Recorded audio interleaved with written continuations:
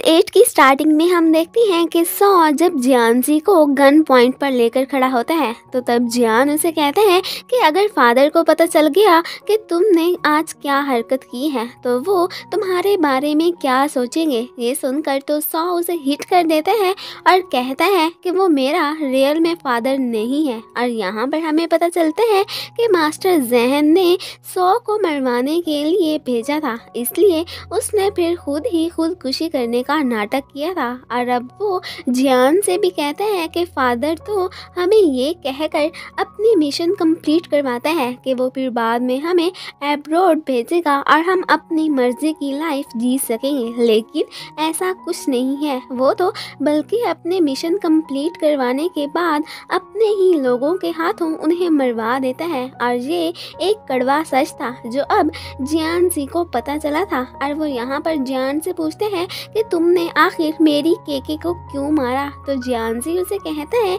कि मैंने उसे नहीं मारा है, लेकिन सौ तो उसकी किसी भी बात पे यकीन नहीं करता और उसे कहता है कि अगर टांगजिन को पता चल गया कि तुमने उसकी बेस्ट फ्रेंड को मारा है तो वो तुम्हारे बारे में क्या सोचेगी। लेकिन जियानजी उसे कहते हैं कि मैंने उसे नहीं मारा है, अगर तुम्हें मुझे मार के इस बात का यकीन करना है तो कर लो।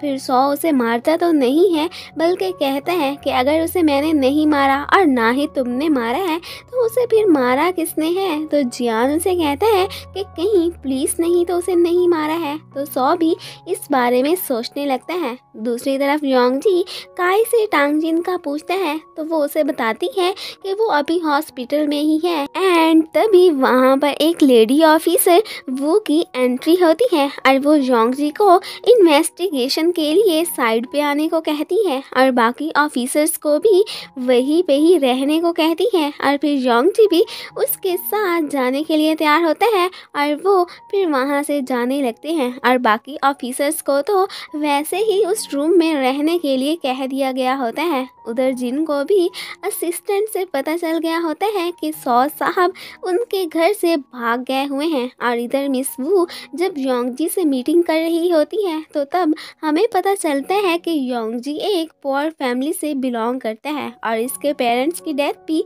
हो चुकी है। और मिस वो उससे मास्टर जहन को एयरपोर्ट छोड़ने के ऑपरेशन के मुतालिक बात करने लगती हैं। उधर टांगशिन जियानजी के बारे में ड्रीम देख रही होती है कि वो डेंजर में है। वो तो जल्दी से फिर अपने बेड से उठकर इस हॉस्पिटल से ही जाने लगती है। उधर जियानजी और सौ मास्टर जहन से रिलेटेड बातें कर रहे होते हैं और यहाँ पर सौ तो जियानजी से कहते हैं कि फादर को मुझे मरवाते हुए इतना सा भी ख्याल नहीं आया कि आखिर उनका और मेरा रिलेशन क्या था। वो कम से कम थोड़ी सी तो इस बात की केयर करते और वो इसी बात को लेकर काफ़ी डिसहार्ट हुआ खड़ा होता है। उधर टांगजिन जियानसी के घर पहुंची होती है और जब वो उसे ढूंढने उसके रूम में जाने लगती है तो उस वक्त एक चीज़ से टकराने से उसका ब्रेसलेट टूट जाता है। और फिर यहाँ पर वो उस ब्रेसलेट को देखते हुए मास्टर जहन की बात याद करने लगती है कि उन्होंने उसे इस ब्रेसलेट का ख्याल रखने के लिए क्यों कहा था। और फिर वो ब्रेसलेट के टूटे हुए एक पीस में से देखती है कि वहाँ पर एक इनकोडर होता है और ये इनकोडर केकी ने उसके ब्रेसलेट में खुद डाला था। और फिर वो इस बारे में योंगजी को बताने का सोचती है। उधर मिस वू अभी तक योंगजी की इन्वेस्टिगेशन ही करने को लगी बैठी होती हैं और यहाँ पर हमें ये भी पता चलता है कि योंगजी की फैमिली गैंगस्टर से हमेशा बुली होती आई है और वो मिस यही समझ रही होती है कि उन गैंगस्टर से भी रिवेंज लेने के लिए इसने इस आइलैंड के शरीफ से पर्सन मास्टर जहन को अरेस्ट किया था। योंगजी उससे इस बात पे आर्ग्यू करने लगता है कि तुम लोग गलत समझ रहे हो, वो कोई इनोसेंट पर्सन नहीं है बल्कि एक गैंगस्टर है। लेकिन मजाल है जो मिस वू उसकी कोई भी बात मानने को तैयार होती और वो तो उल्टा उसे वार्न करती हुई वहाँ से चली जाती है। और फिर इधर ही टांगजिन भी योंगजी से मिलने आई होती है और वो यहाँ पर काई से भी बात करने की ट्राई करने लगती है, लेकिन पुलिस वाले तो उसे उससे बात नहीं करने देते। उधर जियानजी को सौ बता रहा होता है कि उनके साथ जिन पर्सन्स को अडॉप्ट किया गया था वो भी अब मारे जा चुके हैं और उनमें से तो कुछ को सौ ने खुद मारा था। जियानजी तो उसकी ये बातें सुनकर काफ़ी शॉक्ड होते हैं। वो तो सोच भी नहीं सकता था कि उससे ज़िंदगी में ऐसा कुछ भी देखना पड़ेगा। और यहाँ पे सौ भी जियानजी को कहते हैं कि अब तुम भी मेरे हाथों से मरोगे, और वो एक दफ़ा फिर से उसे गन पॉइंट पर ले लेता है। उधर काय टांगजिन से बात करने की ट्राई करने लगती है, लेकिन एक पुलिस वाला उसे उससे बात करने की इजाज़त नहीं देता। तो वो उसे कहती है कि मैंने जस्ट अपनी फ्रेंड से ही बात करनी है, मैं कोई क्रिमिनल से तो बात नहीं करने वाली जो तुम मुझे नहीं करने दे रहे हो। फिर वो उसे टांगजिन से बात करने की इजाज़त दे ही देता है। फिर यहाँ पर काय टांगजिन से कहती है कि फ़िलहाल तो मुझे और योंगजी को सेपरेट कर दिया गया है, तुम इस केस के बारे में किसी से डिस्कस ना करना, और वो उसे जल्दी से वहाँ से जाने को कह देती है। फिर वहाँ से जाते हुए टांगजिन इस इनकोडर के बारे में जियानजी को बताने का सोचती है, और जब वो उसे कॉल करती है तो आगे से तो वो कॉल पिक करते हैं। टांगजिन तो बिना जाने कि आगे फ़ोन पे कौन है वो उसे इनकोडर का बताने लगती है कि वो मेरे पास है। यहाँ पर जियानजी उसे वहाँ से भागने का कहता है, लेकिन सौ तो उसे हिट करके चुप करवा देता है और टांगजिन से कहते हैं कि अगर तुम जियानजी को जिंदा देखना चाहती हो तो ये इनकोडर मुझे ला कर दो और तुम अकेली आना, और साथ में वो उसे उस प्लेस का भी बता देता है। टांगजिन तो उसकी बातें सुनकर काफ़ी परेशान होती है। उधर सौ अपने बंदों को बुलवाकर जियानजी का ख्याल रखने को कहता है, और साथ में वो तो इनकोडर का सुनकर बहुत खुश होते हैं। उधर टांगजिन भी